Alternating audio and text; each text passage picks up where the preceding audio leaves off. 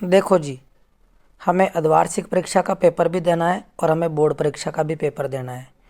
तो मैं आप लोगों के लिए जो है फिजिक्स का जो पेपर आपका आने वाला है उसमें आपका खंड ए जो आएगा, तो खंड ए के अंदर जो बहुविकल्पीय प्रश्न आएंगे और जो रिक्त स्थान आएंगे और जो एक लाइन के प्रश्न आएंगे, वो सारे महत्वपूर्ण प्रश्नों को इस वीडियो में मैं आप लोगों को बता रहा हूँ। तो आप इस वीडियो को पूरा देख लेना और इसके क्वेश्चन को अच्छे से याद कर लेना, क्योंकि इनमें से ही आपको आपकी आने वाली अर्धवार्षिक में और बोर्ड परीक्षा में प्रश्न देखने को मिलेंगे। तो इसलिए पूरा अच्छे से तैयार कर लेना। और इसके साथ साथ मैं आप लोगों को जो क्वेश्चन अपन पढ़ रहे हैं और उससे संबंधित और किस प्रकार के प्रश्न बन सकते हैं वो भी मैं आपको इसी वीडियो में बताने वाला हूं। तो सबसे पहले अपन इस पूरे फिजिक्स के जो पेपर को हम 3 भागों में पढ़ेंगे। खंड ए, तो खंड ए में क्या क्या आने वाला है वो सब कुछ अपन इस वीडियो में देख लेंगे। फिर नेक्स्ट वीडियो में अपन खंड ब में आने वालों को देखेंगे, फिर खंड स। इस तरीके से आपका पूरा फिजिक्स का पेपर हो जाएगा। और जो अर्धवार्षिक परीक्षा और आपकी जो बोर्ड परीक्षा है उसमें जो भी प्रश्न आने वाले हैं, अब उनका आपको आइडिया लग जाएगा, किस तरीके से आपको आंसर देना है ये सब पता चल जाएगा। तो यहाँ पर सबसे पहले अपन सेक्शन नंबर ए को हल करने वाले हैं। सेक्शन नंबर ए में किस तरीके के प्रश्न आएंगे, तो मैं ये चाहता हूँ कि आप एक बार खुद वीडियो को पॉज करके क्वेश्चन को पढ़ें, ऑप्शन देखें और कौन सा आंसर सही है आपकी तरफ से वो आप टिक लगाएं। फिर आप उसके उत्तर की जांच करें। अगर कुछ भी नहीं पढ़ा हुआ है तो फिर तो आप डायरेक्ट सीधे देखते जाओ, रटते जाओ, ठीक है। तो यहाँ पे अब मैं जो है स्टार्ट करता हूँ पहले क्वेश्चन से आपको सबके आंसर बताना। तो देखो, पहला क्वेश्चन है आपका बहुविकल्पीय, जिसका पहले का पहला देखिए क्या है। एक विद्युत द्विध्रुव असमान विद्युत क्षेत्र में रखा गया है तो उस पर आरोपित होता है। दोबारा क्वेश्चन को पढ़ेंगे। एक विद्युत द्विध्रुव, यानी विद्युत द्विध्रुव जानते हो ना आप, जिसका एक आवेश धन आवेश होता है और एक क्या होता है, ऋण आवेश होता है। एक धन आवेश होता है और एक ऋण आवेश होता है, और अल्पतम दूरी पर रखे हुए होते हैं, 2a दूरी मान लेते हैं, इस पर रखे हुए होते हैं। तो एक विद्युत द्विध्रुव कौन से विद्युत क्षेत्र में रखा हुआ, असमान। असमान विद्युत क्षेत्र का मतलब है कि इनकी जो अपन बल रेखाएं खींचेंगे वो समान दूरी पर नहीं है, उनके अंदर गैप क्या है, ज़्यादा है। इसको अपन बोलते हैं असमान विद्युत क्षेत्र। अगर ये असमान विद्युत क्षेत्र में रखा हुआ है तो इस पर क्या आरोपित होगा। पहला ऑप्शन है बल एवं बलागुण। तो देखो, बल एवं बलागुण तो ये तो लगेगा ही नहीं, क्योंकि विद्युत द्विध्रुव पर आघूर्ण लगने का सवाल ही नहीं होता, क्योंकि असमान विद्युत क्षेत्र है। तो प्लस के ऊपर जो बल लगेगा वो ज़्यादा होगा और माइनस के ऊपर जो बल लगेगा वो कम होगा। तो ज़्यादा और कम बल अगर लगता है तो बलागुण लगता ही नहीं है, क्योंकि बलागुण लगने के लिए समान परिमाण के आवेश, बलागुण के लिए क्या आवश्यक शर्त है, समान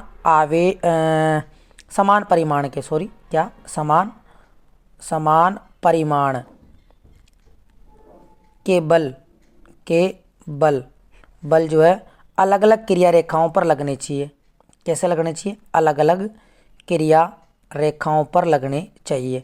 तो यहाँ पर तो क्रिया रेखा तो अलग अलग हो रही है, लेकिन समान परिमाण के बल नहीं लग रहे, क्योंकि असमान विद्युत क्षेत्र में इन पर जो बल लगेगा वो अलग अलग होगा। अपन मार्कर चेंज कर लेते हैं, कलर चेंज कर लेते हैं, इसमें ब्लैक ही लेके चलते हैं, ठीक है। तो इस तरीके से जो है इस पर ना तो आघूर्ण लगेगा और ये जो बल दे रखा है, तो दोनों ऑप्शन दे रखे हैं तो ये होगा ही नहीं। पहला ऑप्शन अपन कट कर देते हैं। दूसरा ऑप्शन है आघूर्ण नहीं केवल बल। तो आघूर्ण तो नहीं लग रहा, लेकिन बल तो लग सकता है ना, क्योंकि अगर ज़्यादा मान का बल इधर लग रहा है, कम का इधर लग रहा है, तो परिणामी बल तो कुछ ना कुछ आएगा ही। तो जहाँ तक है ऑप्शन नंबर 2 में सही लग रहा है, लेकिन फिर भी हम तीसरा ऑप्शन पढ़ के देखेंगे। बल नहीं केवल आघूर्ण, तो आघूर्ण तो लग ही नहीं सकता, तो ये तीसरा ऑप्शन भी नहीं होगा। न ही बल लगेगा एवं न ही आघूर्ण लगेगा, तो ये बात तो सही है ही नहीं। तो भाई ना तो बल लग रहा है ना आघूर्ण लग रहा है, बल लगेगा तो सही, एक तो लगेगा, तो ये भी नहीं होगा। तो इसका मतलब अपन ने जो सोचा था दूसरा आंसर अपना बिल्कुल सही है। तो दूसरा आंसर सही है, इसको मैं अलग मार्कर से टिक लगा देता हूँ।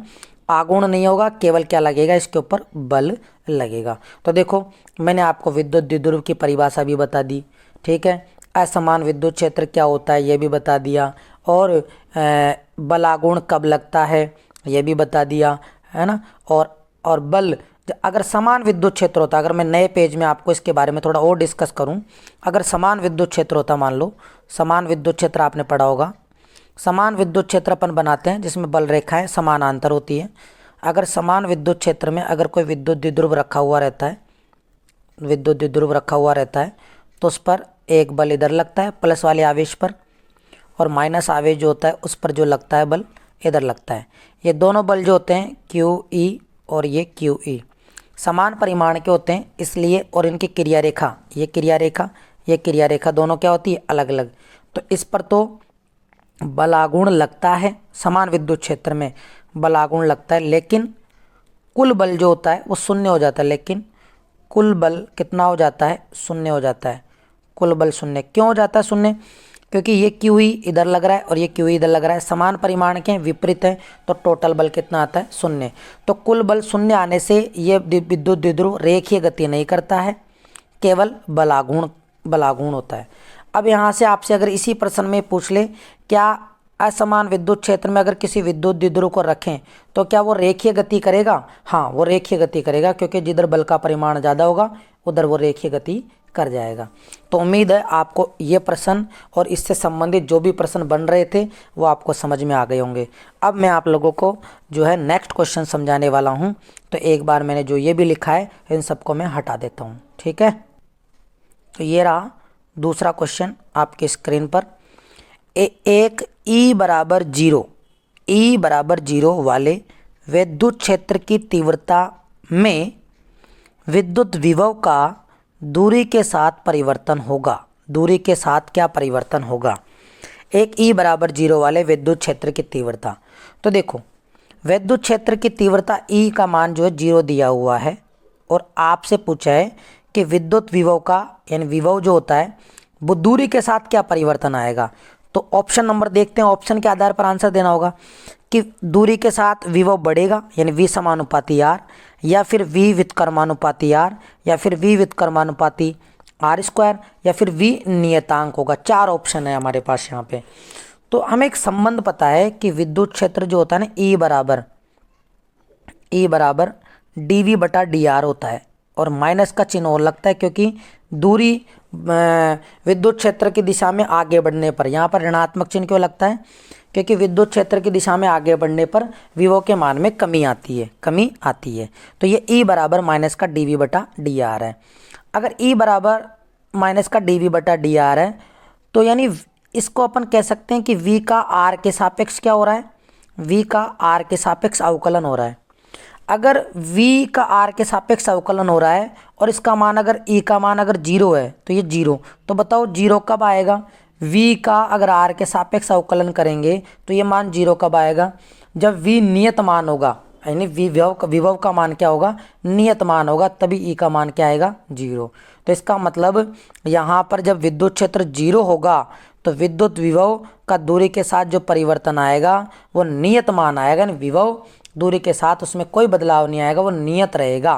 तो इसका जो सही आंसर होगा ऑप्शन नंबर 4 होगा, V बराबर नियतांक होगा। दोबारा समझ लेना, क्यों इसको अपन नेक्स्ट पेज में भी बता देते हैं। ये संबंध आपको याद होना चाहिए, E बराबर माइनस का dV बटा dr। यहाँ ये ऋणात्मक चिन्ह क्या बता रहा है कि दूरी के साथ विभव में विद्युत क्षेत्र की दिशा में, यहाँ पे अपन बोलेंगे विद्युत क्षेत्र की दिशा में दूरी के साथ विभव घटता है। पहली बात तो ये विभव घटता है। देखो, एक आंसर तो आपको यहाँ, एक क्वेश्चन का आंसर तो आपको यहाँ मिल गया कि यहाँ ये ऋणात्मक चिन्ह क्या बता रहा है। फिर यहाँ पे जो है एक अपन मात्रक भी बना सकते हैं। तो विद्युत क्षेत्र का एक अन्य मात्रक होता है, ये क्या है, विभव। तो विभव का मात्रक क्या होता है, वोल्ट। दूरी का मात्रक क्या होता है, मीटर। तो याद कर लो, विद्युत क्षेत्र का एक मात्रक और होता है, और वो मात्रक क्या होता है, वोल्ट बटा मीटर। और इस वाले सूत्र से बताओ E का क्या मात्रक होता है, E बराबर जो होता है F बटा Q होता है। तो इससे मात्रक होता है न्यूटन बटा कूलाम। तो विद्युत क्षेत्र के 2 मात्रक होते हैं, वोल्ट बटा मीटर और न्यूटन बटा कूलाम। दोनों मात्रक भी आपको याद होने चाहिए। हमें आंसर जो बताना था वो ये बताना था कि अगर E का मान 0 होगा तो विभव क्या होगा? तो आपको पता होना चाहिए कि नियतमान का अगर अपन अवकलन करते हैं तो 0 ही आता है। तो यहाँ पर v क्या रहेगा? नियतांक रहेगा। तो ऑप्शन नंबर 4 हमारा सही है। तो क्वेश्चन पे चलते हैं और इसका जो सही आंसर होगा ऑप्शन नंबर 4 यानी बी क्या होने वाला है? नियतांक होने वाला है। उम्मीद है आपको ये क्वेश्चन बहुत अच्छे से समझ में आ गया होगा और आपको किस तरीके से आंसर देना है और भी अन्य क्वेश्चन के आंसर भी आपको पता लग गया। अब अपन चलते हैं नेक्स्ट थर्ड क्वेश्चन की तरफ। थर्ड क्वेश्चन की तरफ चलते हैं। थर्ड क्वेश्चन में है विद्युत क्षेत्र की तीव्रता तथा इलेक्ट्रॉन के अनुगमन वेग। तो देखो अनुगमन वेग को ही अपन अपवाह वेग भी कहते हैं। में संबंध है तो अपने को संबंध बताना है। तो संबंध विद्युत क्षेत्र की तीव्रता को अपन लिखते हैं ई से और अनुगमन वेग को लिखते हैं अपन वीडी से। किससे लिखते हैं? वीडी से। तो इन दोनों में क्या संबंध होता है? इन दोनों में क्या संबंध होता है?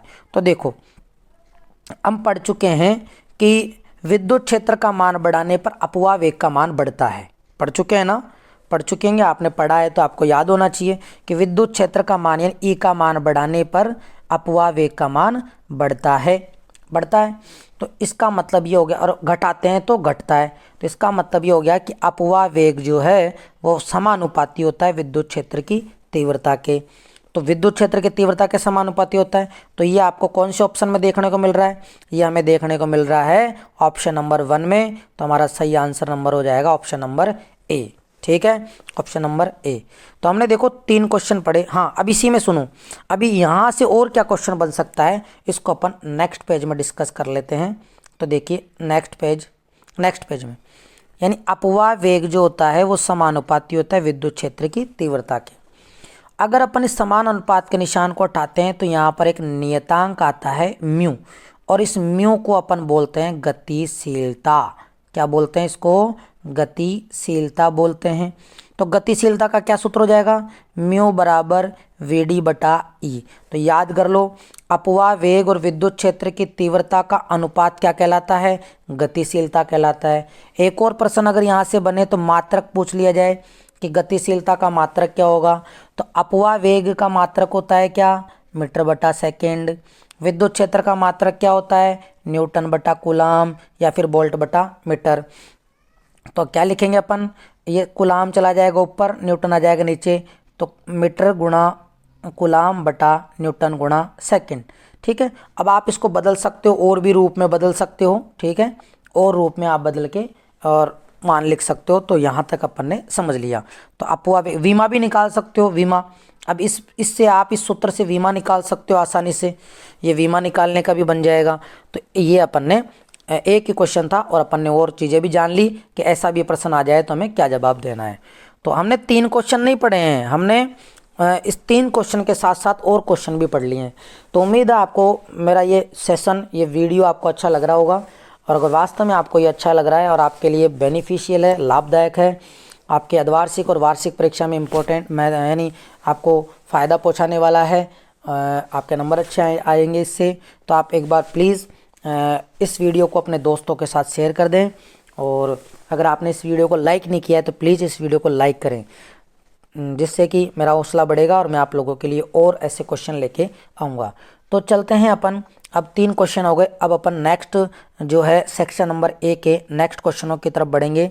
नेक्स्ट क्वेश्चन है चौथा, और वो आपको दिखाई दे रहा है 12 वोल्ट विद्युत वाहक बल वाले 4 सर्वसमसेल समझते हो क्या? समान सेल समांतर क्रम में जुड़े हैं। कौन से क्रम में जुड़े हुए हैं? समांतर क्रम में जुड़े हुए हैं।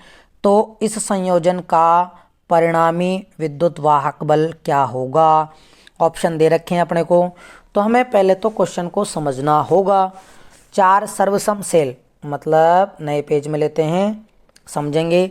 4 सर्वसम सेल, जैसे एक सेल ये रहा, दूसरा सेल ये रहा, तीसरा सेल ये रहा और चौथा सेल ये रहा। सब सर्वसम है और सभी का ई है ना, विद्युत वाहक बल जो है 12 12 12 12 दिया हुआ है। परिणामी बताना है।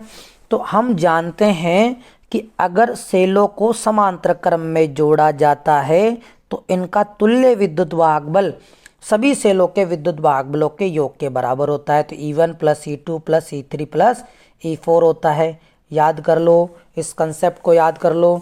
अगर समानांतर क्रम में सारे सेल जुड़े हुए रहते हैं तो उनका तुल्य विद्युत वाहक बल सभी का योग आता है। तो 12 को अपन 4 बार जोड़ेंगे तो बताओ कितना आएगा। 12 चौक 48, 48, 48 और विद्युत वाहक बल का मात्रक क्या होता है, वोल्ट। तो इसका सही आंसर होने वाला है 48 वोल्ट। तो देखते हैं कौन सा ऑप्शन सही है। ऑप्शन नंबर ए हमारा सही है, इसमें ऑप्शन नंबर ए 48 वोल्ट। तो ध्यान रख लेना समांतर और श्रेणी क्रम। चलो यहाँ पे अब श्रेणी क्रम आ जाता तो क्या करते, अगर श्रेणी क्रम आ जाता तो क्या करते, कोई दिक्कत नहीं है। श्रेणी क्रम में तुल्य विद्युत भाग बल निकालने का सूत्र E बटा तुल्य बराबर 1/E1 plus 1/E2 plus 1/E3। जितने भी सेल होते हैं वो अपन निकाल लेते। यहाँ नोट आपको ध्यान क्या रखना है, आपको ध्यान रखना है प्रतिरोध इसका उल्टा होता है। प्रतिरोध के केस में इनका सबका उल्टा होता है। प्रतिरोध में आपने पढ़ा होगा अगर श्रेणी क्रम में होता है तो ही R1 plus R2 plus R3 होता है और श्रेणी समांतर क्रम में होता है तो 1/। तो जस्ट उल्टा सिस्टम होता है इसमें ना, तो आपको ये याद रखना है। तो आ गया होगा समझ में आपको ये वाला क्वेश्चन भी। चलते हैं अब नेक्स्ट क्वेश्चन की तरफ। नेक्स्ट क्वेश्चन है, जब कोई आवेशित कण किसी चुंबकीय क्षेत्र की लंबवत दिशा में गति करता है तो कण की कौन सी राशि जो अपरिवर्तित रहती है, कण की कौन सी राशि जो अपरिवर्तित रहती है। तो पहले तो अपन इसका चित्र बना के देखते हैं क्या कहना चाहता है। चुंबकीय क्षेत्र के लंबवत दिशा में गति करता है तो हमने पढ़ा है, चौथे पार्ट में पढ़ा है कि गतिमान आवेश एवं चुंबकत्व में कि ये एक कागज के तल के लंबवत चुंबकीय क्षेत्र है। ठीक है, इसमें अगर कोई आवेशित कण अगर मान लो v वेग से प्रवेश करता है तो यहाँ से ये वर्ताकार पथ पर घूमने लग जाता है, क्योंकि आवश्यक अभिकेंद्रीय बल इसको चुंबकीय बल से मिलता है। अभिकेंद्रीय बल mv²/r होता है और चुंबकीय बल यहाँ पर QVB, क्योंकि यहाँ पर वेग और उसके मध्य कोण 90 डिग्री का बनता है तो ये QVB होता है। तो यहाँ पे कौन सी राशि जो अब नहीं बदलेगी, तो ये जो आवेशित कण जो यहाँ पे चक्कर लगा रहा है तो इसका जो संवेग होगा, संवेग होता है P बराबर mv। तो P बराबर जो mv होगा ये संवेग अपरिवर्तित रहेगा, इस कण का संवेग फिक्स रहेगा, ये नहीं बदलेगा। तो कण की कौन सी राशि जो है अपरिवर्तित रहेगी, संवेग। और यहाँ पे आपको ये आवश्यक प्रतिबंध याद होना चाहिए। इस प्रतिबंध से आप इस वर्ताकार पथ की त्रिज्या, वेग, गतिज ऊर्जा, आवर्तकाल सब निकाल सकते हो कि अगर आवेशित कण लंबवत चुंबकीय क्षेत्र में प्रवेश करता है तो वर्ताकार पथ पर गति करता है तो उसका आवश्यक प्रतिबंध क्या होता है, अभिकेंद्रीय बल बराबर चुंबकीय बल होता है। तो mv²/r बराबर क्या होता है, QVB होता है। तो इस क्वेश्चन का जो आंसर है वो है संवेग। तो तीसरा ऑप्शन इसका सही आंसर होगा, संवेग इसका सही आंसर होने वाला है। ठीक है, तो 5 क्वेश्चन हो गए। 5 क्वेश्चन ही नहीं हुए आपके, 5 क्वेश्चन के साथ और क्वेश्चन भी आपके तैयार हो गए होंगे। मैं चाहता तो डायरेक्ट क्वेश्चन बोल के इसका आंसर भी टिक करवा सकता था, लेकिन उससे कोई फ़ायदा नहीं है, क्योंकि इसी तरीके के क्वेश्चन आपको मिलेंगे। मैं आपसे वादा करता हूं कि आप अगर ये वीडियो पूरा देख लोगे तो आपका द्वार्षिक और बोर्ड परीक्षा का पेपर बहुत ही शानदार जाने वाला है और जो है आपके बहुत अच्छे नंबर आएंगे। तो आप जो है इसको शेयर करने में कंजूसाई नहीं करें, अपने दोस्तों को, अपने भाई लोगों को फटाफट से ये वीडियो शेयर करें। चलिए नेक्स्ट क्वेश्चन अपन देखते हैं। ये 7वें चैप्टर से लिया गया है ऑब्जेक्टिव टाइप क्वेश्चन। एक LCR श्रेणी क्रम परिपथ में प्रतिरोध R बराबर 10 ओम है और प्रतिबाधा 20 ओम है, तो धारा एवं वोल्टेज के बीच कालांतर क्या होगा। तो देखिए यहाँ पर सिंपल सा एक फॉर्मूला अपन यूज करते हैं cos फाई का, कि cos फाई यानी शक्ति गुणांक बराबर होता है R/Z होता है। ठीक है, R कितना दिया हुआ है, यहाँ पे R दिया हुआ 10 और Z कितना दिया 20। काट दिया 1/2 आया। आपने त्रिकोणमिति में से पढ़ा होगा कि अगर cos फाई बराबर 1/2 है तो अपन इसको लिख सकते हैं cos फाई बराबर 1/2 को cos के रूप में अपन क्या लिखेंगे, cos 60 डिग्री। cos से cos चला गया तो फाई का मान कितना है, 60 डिग्री। तो ये आंसर होने वाला है, तीसरा इसका सही आंसर होने वाला है। आ गया होगा समझ में। तो ये जो है cos फाई आपको बता दूं मैं, शक्ति गुणांक बोलते हैं इसको, शक्ति गुणांक ये वहाँ से आया है। शक्ति गुणांक का सूत्र cos फाई बराबर R/Z होता है, R/Z। Z यहाँ पर प्रतिबाधा होती है, इम्पीडेंस बोलते हैं इंग्लिश में, प्रतिबाधा। ये प्रतिबाधा क्या है, एक प्रकार का प्रतिरोध ही है। क्या है ये, प्रतिरोध। तो अगर आपसे पूछ ले कि प्रतिबाधा का मात्रक क्या होता है, तो भैया प्रतिबाधा का मात्रक भी ओम होता है, प्रतिरोध का मात्रक भी ओम होता है। ठीक है, तो ये इंपॉर्टेंट क्वेश्चन है, प्रतिबाधा का मात्रक क्या होता है, तो वो ओम होता है। तो आ गया होगा ये भी, तो इसका सही आंसर ऑप्शन नंबर 3 होने वाला है। चलिए अब नेक्स्ट क्वेश्चन पे चलते हैं।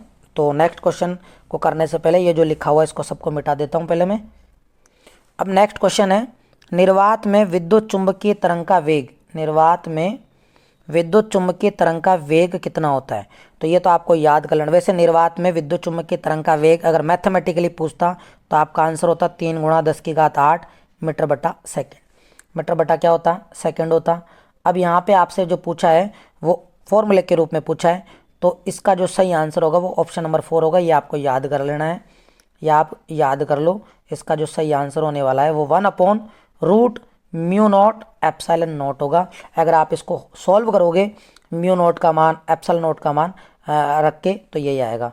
चलिए अब यहाँ पर अपन एक क्वेश्चन और कर लेते हैं कि μ0 का एप्सिलॉन नॉट का मान क्या होता है और एप्सिलॉन नॉट को क्या बोलते हैं। तो नेक्स्ट पेज में देखते हैं क्या आपको पता है। अगर आपको पता है तो आप कमेंट बॉक्स में ज़रूर बताओ मेरे को कि सर हमें पता है, और उसका मान भी लिख के बताओ। नहीं तो यहाँ पे आप देख सकते हो एप्सिलॉन नॉट। एप्सिलॉन नॉट को अपन बोलते हैं निर्वात की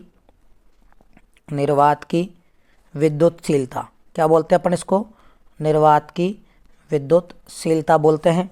मान कितना होता है इसका, एप्सिलॉन नॉट का मान होता है, यहाँ से आप 8 बना दो, देखो तो ये हो जाएगा 8.854 × 10⁻⁻12।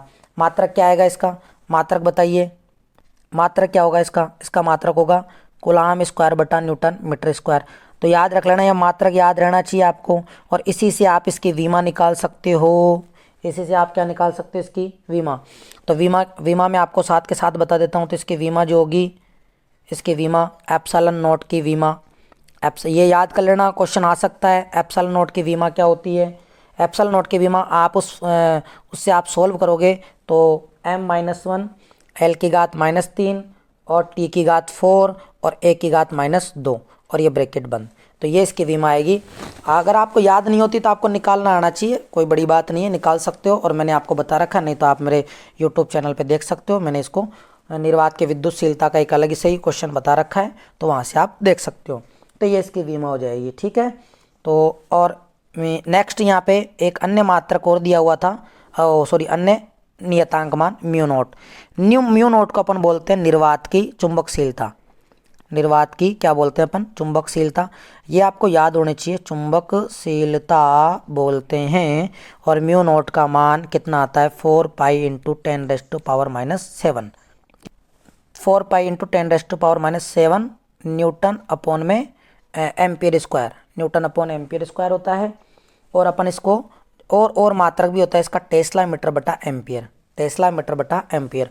याद कर लो, बहुत इंपॉर्टेंट प्रश्न है। μ0 का मान कितना होता है, मात्रक क्या होता है, न्यूटन बटा एम्पियर का स्क्वायर और टेस्ला गुणा मीटर बटा एम्पियर। इसकी भी आपसे विमा पूछी जा सकती है, तो इसकी विमा भी मैं आपको लिख के बता देता हूँ। इसकी विमा भी, अगर मात्रक याद है तो आप विमा निकाल सकते हो। और बाकी इसकी विमा जो होगी वो होगी m1 l1 t-2 a-2 t-2 a-2, ये इसकी विमा होगी। तो उम्मीद है आपको एक क्वेश्चन के साथ साथ 3-4 क्वेश्चन और तैयार हो गए होंगे, यानी एप्सिलॉन नॉट का मात्रक, विमा, μ0 का। तो ये क्वेश्चन आपसे पूछा जा सकता है। अब अपन चलते हैं नेक्स्ट क्वेश्चन की तरफ। नेक्स्ट क्वेश्चन है, यदि निर्वात में प्रकाश की तरंग दैर्घ्य लैम्बडा है तब n अपवर्तनांक वाले माध्यम में तरंग दैर्घ्य क्या होगी। तो n अपवर्तनांक वाले माध्यम में तरंग दैर्घ्य कम होगी, मतलब लैम्बडा में n का भाग लगेगा, तो लैम्बडा बटा n इसका सही आंसर होगा। ऑप्शन नंबर 20 का सही आंसर होने वाला है। नेक्स्ट क्वेश्चन समझेंगे, ये बहुत ही थोड़ा लॉजिकली है। लॉजिकली देखिए क्या है, फोकस दूरी f यानी वायु में एक अवतल दर्पण रखा हुआ है। यहाँ पे ध्यान देना है अपने को, क्या रखा हुआ है, अवतल दर्पण। और अगर इसको जल में डुबो दिया जाए तब जल का पूर्णांक तो याद कर लो 4/3 होता है, या फिर आप 3 का भाग लगाओगे तो जो मान आएगा वो होगा। इसकी फोकस दूरी बतानी है। अगर अपन किसी जल के अंदर अगर अपन अवतल दर्पण को डालते हैं, अवतल दर्पण डालते हो ना, अवतल दर्पण ऐसा, ये तो अवतल लेंस है, क्या ये अवतल लेंस। अवतल दर्पण कैसा होता है, ये होता है भैया, भूल गए क्या, ये अवतल दर्पण है और ये अवतल लेंस है। अगर आप अवतल दर्पण को अगर जल में डालते हो तो भाई इसकी वक्रता त्रिज्या में कोई चेंज नहीं आता। तो लेंस में कर सूत्र यहाँ पर काम आने वाला नहीं है। लेंस में कर सूत्र काम आता है लेंसों के लिए। तो अवतल दर्पण को चाहे जल में डालो किसी में डालो, इसकी फोकस दूरी में कोई परिवर्तन नहीं आएगा, तो इसकी फोकस दूरी वो की वही रहेगी। तो ऑप्शन नंबर ए इसका सही आंसर है। तो अगर दर्पण का क्वेश्चन आ जाए तो याद कर लेना फोकस दूरी वही रहेगी। ठीक है, चलते हैं अब नेक्स्ट क्वेश्चन की तरफ। नेक्स्ट क्वेश्चन, प्रकाश के कला समृद्ध स्रोत, प्रकाश का भाई कला समृद्ध स्रोत है। कला समृद्ध स्रोत जानते हो ना, जिनका कलांतर समान हो। अगर ये संपोषी व्यतिकरण उत्पन्न कर रहे हैं, अब संपोषी व्यतिकरण का मतलब होता है कि पोषण मिल रहा है तरंग को, एक के ऊपर एक तरंग है, तो संपोषी में ऐसा ही पॉसिबल है, उत्पन्न करते हैं तो उनके मध्य कलांतर कितना हो सकता है। तो भैया कलांतर क्या होता है, कलांतर जैसे एक तरंग ये चल रही है और दूसरी तरंग कितने ऐसे चल रही है या ऐसे चल रही है, कैसे चल रही है, तो उनके बीच में कितना गैप आ रहा है, उसको बोलते हैं अपन कलांतर। तो कलांतर कितना होगा, संपोषी व्यतिकरण की शर्त मैं आपको बता देता हूँ नेक्स्ट पेज में। संपोषी व्यतिकरण के लिए फाई का मान जो होता है वो पाई का समगुणज होता है। अगर अपन ने यही पढ़ लिया तो विनाशी के भी देख लेते हैं। विनाशी में क्या होता है, तरंग का विनाश, मतलब एक तरंग ऐसे चल रही है एक नीचे चलेगी, तो फाई यहाँ पर पाई का विषम गुणज होता है। क्या होता है, विषम गुणज। ठीक है, तो ये आप याद कर लो। और अपन इसको पाई का सम गुणज मतलब 2 पाई 4 पाई 0 2 पाई 4 पाई 6 पाई ये हो गया। विषम गुणज बोले तो पाई 3 पाई 5 पाई 7 पाई ऐसे होगा। ठीक है, तो ये हो गया विषम गुणज। आ गया होगा समझ में। तो इसका क्या आंसर सही होगा, इसका आंसर जो होगा वो होगा कहाँ चला गया, ये रहा। तो इसका सही आंसर होगा 2 पाई। क्या होगा इसका सही आंसर, 2 पाई होगा। ठीक है, अब बढ़ते हैं अपन नेक्स्ट क्वेश्चन की तरफ। नेक्स्ट क्वेश्चन देखो, नेक्स्ट है किसी धातु पर 3.4 इलेक्ट्रॉन वोल्ट ऊर्जा का फोटोन आपतित होता है तथा धातु का कार्यफलन 2 इलेक्ट्रॉन वोल्ट है, तो फोटो इलेक्ट्रॉन की गतिज ऊर्जा का अधिकतम मान क्या होगा। फोटो इलेक्ट्रॉन की अधिकतम गतिज ऊर्जा का मान बोल दो, या फोटो इलेक्ट्रॉन की गतिज ऊर्जा का क्या मान होगा।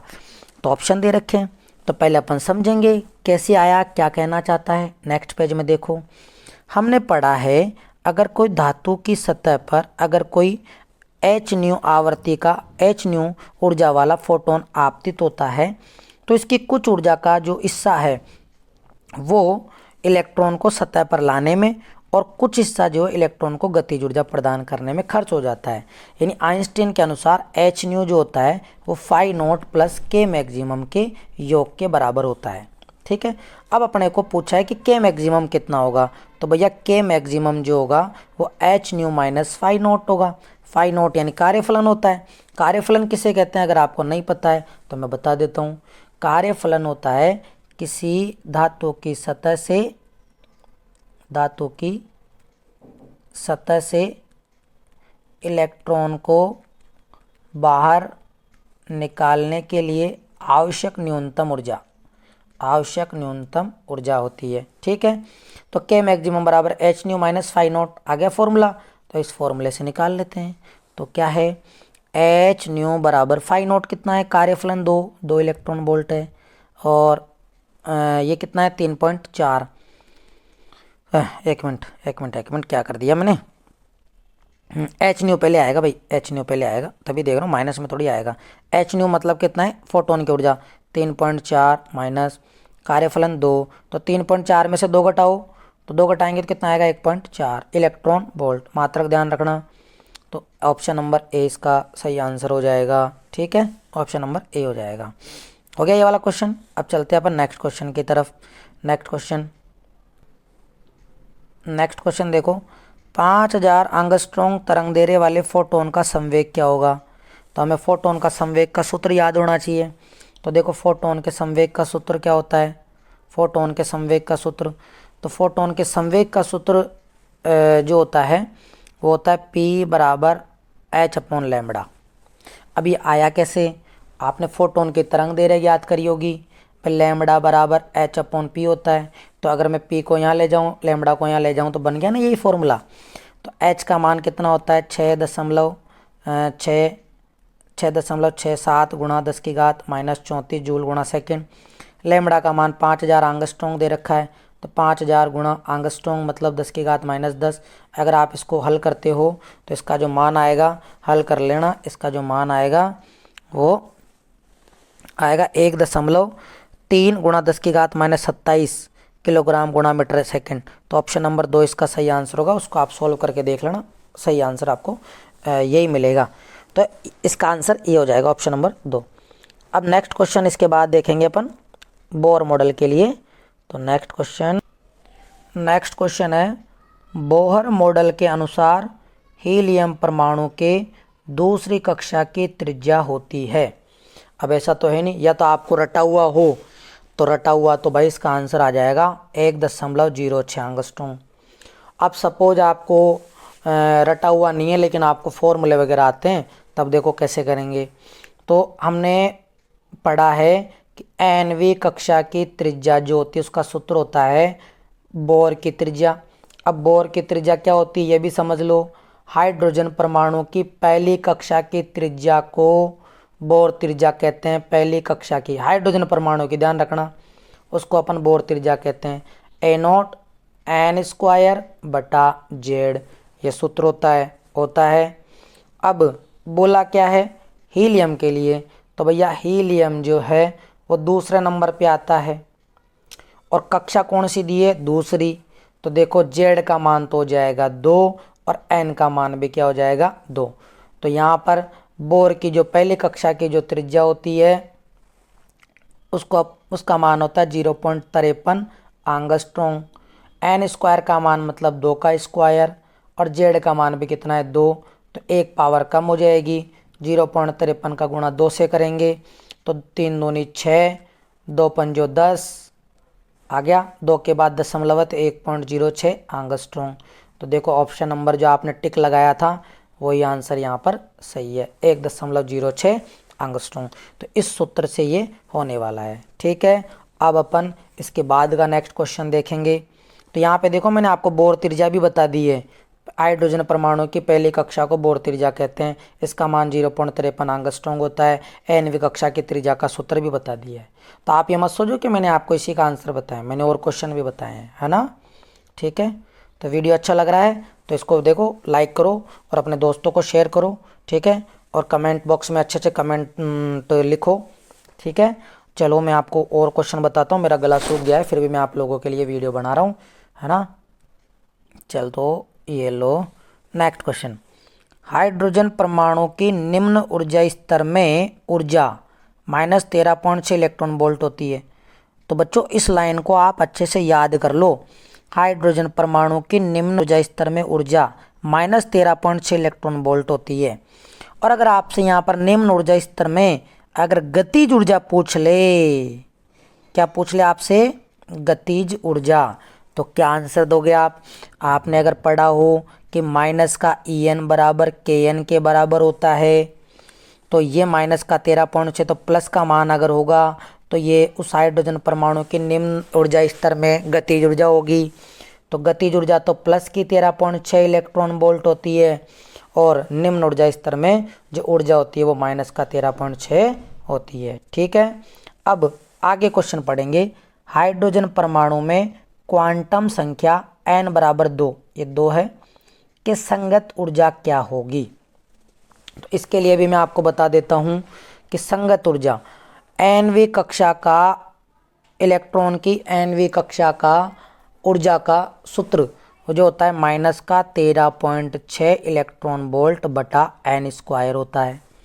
अब आपको क्वांटम संख्या n का मान 2 दिया हुआ है, तो यहाँ पर 2 का क्या होगा, वर्ग होगा, तो मतलब 2 का वर्ग 4, तो 13.6 में 4 का भाग लगेगा। अब 4 का भाग लगाएंगे तो देखो 4 एकम 4, 4 तिया 12, मतलब 3 से जो भी स्टार्ट हो रहा है वो आपका आंसर हो जाएगा। तो चलो देखो ऑप्शन में ये रहा, 3 से जो स्टार्ट हो रहा है वो आपका आंसर हो गया। तो ऑप्शन नंबर 4 सही आंसर हो जाएगा। ठीक है, हो गया ये क्वेश्चन। अब अपन नेक्स्ट क्वेश्चन देखेंगे। नेक्स्ट क्वेश्चन देखें। नेक्स्ट क्वेश्चन है, किसी परमाणु के नाभिक की प्रति न्यूक्लियन औसत बंधन ऊर्जा होती है लगभग में कितनी होती है। तो देखो अपन ने एक ग्राफ बनाया था ग्राफ, ग्राफ बनाया था अपन ने द्रव्यमान संख्या ए में और प्रति न्यूक्लियन बंधन ऊर्जा ईबीएन में। तो वो ग्राफ यहाँ से गया था, ऐसे जिगजैग लाइन आई थी और फिर यूँ जा रहा था। तो ये अधिकतम मान कहाँ तक जा रहा था, 8 मिलियन इलेक्ट्रॉन वोल्ट तक। तो इसका जो सही आंसर होगा 8 मिलियन इलेक्ट्रॉन वोल्ट होगा। इस पे ध्यान देना है आपको। देखो 8 8 सब में दिया हुआ है, जल्दीबाजी में टेक मत आना, पीछे का मात्रक भी देखना, मिलियन इलेक्ट्रॉन वोल्ट। तो तीसरा ऑप्शन सही होगा, है ना। और ये ग्राफ अपन ने बनाया ही है। इसमें आपको मैं यूरेनियम का बता दूं तो 8 से कम आता है ना। और इधर यानी 30 द्रव्यमान संख्या 30 से कम होता है तो उधर संलयन होता है, और 170 इसके बीच में, 170 से अधिक में क्या होता है, 170 से अधिक में विखंडन होता है, और यहाँ पर जो है स्थायी रहता है। तो लोहा जो है सर्वाधिक स्थायी तत्व माना गया है, ध्यान रख लेना लोहा। और लोहे की प्रति न्यूक्लियन बंधन ऊर्जा कितनी होती है, 8 मिलियन इलेक्ट्रॉन वोल्ट के लगभग होती है। ठीक है, 8 मिलियन इलेक्ट्रॉन वोल्ट के लगभग होती है। हो गया। अब चलो नेक्स्ट क्वेश्चन देखो, सिलिकॉन की बैंड ऊर्जा अंतराल कितनी होती है। तो सिलिकॉन की बैंड ऊर्जा अंतराल मतलब डेल्टा ईजी। तो डेल्टा ईजी होता है सिलिकॉन का 1.1 इलेक्ट्रॉन वोल्ट। कितना होता है, 1.1 इलेक्ट्रॉन वोल्ट। इसके साथ में जर्मेनियम का भी याद कर लो। तो देखो जर्मेनियम का जो होता है वो होता है 0.7 इलेक्ट्रॉन वोल्ट, 0.7। और सिलिकॉन का कितना होता है, 1.1, 1.1 होता है, याद रखना 0.1 नहीं, 1.1 इलेक्ट्रॉन वोल्ट होता है। ठीक, ऐसे आप याद भी कर सकते हो। मैं आपको अगर ट्रिक बताऊं तो ट्रिक देखो, एस आई आ रहा है ना, आई ये 1 की तरह दिख रहा है तो 1.1। जर्मेनियम में देखो ये 7 दिख रहा है तो 0.7 इलेक्ट्रॉन वोल्ट। याद रह जाएगा ना, दोनों को बता दिया मैंने आपको, है ना। और ये दोनों जो है ना, सिलिकॉन और जर्मेनियम, ये अर्धचालक के उदाहरण हैं। किसके, अर्धचालक के। और वो भी कौन से, तत्व अर्धचालक। कौन से, तत्व अर्धचालक। तो अगर आपसे पूछे किसी तात्विक या तत्व अर्धचालक का उदाहरण बताइए तो आप इसको इसी को बताना है। तो अब हमारे जो है अभ्यास तो पूरे हो गए, अभ्यास पूरे हो गए। तो बच्चों ये वीडियो थोड़ा लंबा हो गया है, तो हम जो है रिक्त स्थान, इस सेक्शन 1 के जो रिक्त स्थान है वो नेक्स्ट वीडियो में देखेंगे। तो हम जो है अभी इतना ही देखते हैं, और नेक्स्ट वीडियो इसके जस्ट बाद में आपको नेक्स्ट वीडियो मिल जाएगा। उसमें हम जो है क्या करेंगे, रिक्त स्थान पढ़ेंगे कि रिक्त स्थान किस तरीके के आएंगे, और उससे संबंधित और किस तरीके के रिक्त स्थान आ सकते हैं, ये सब मैं आपको बताने वाला हूँ, है ना। तो आप प्लीज़ मेरे इस चैनल को जो है सब्सक्राइब करें, ठीक है, और अपने दोस्तों को शेयर भी करें, शेयर करें, और वीडियो को लाइक करें और कमेंट भी करें। ठीक है, तो मिलूंगा मैं आपसे नेक्स्ट वीडियो में, रिक्त स्थान लेके आऊँगा, उसमें भी आपको बताऊंगा, और आपके बोर्ड परीक्षा में और अर्धवार्षिक परीक्षा में अच्छे नंबर दिलाऊंगा। तो जुड़े रहो आप मेरे इस चैनल के साथ में। तब तक के लिए जय हिंद, जय भारत।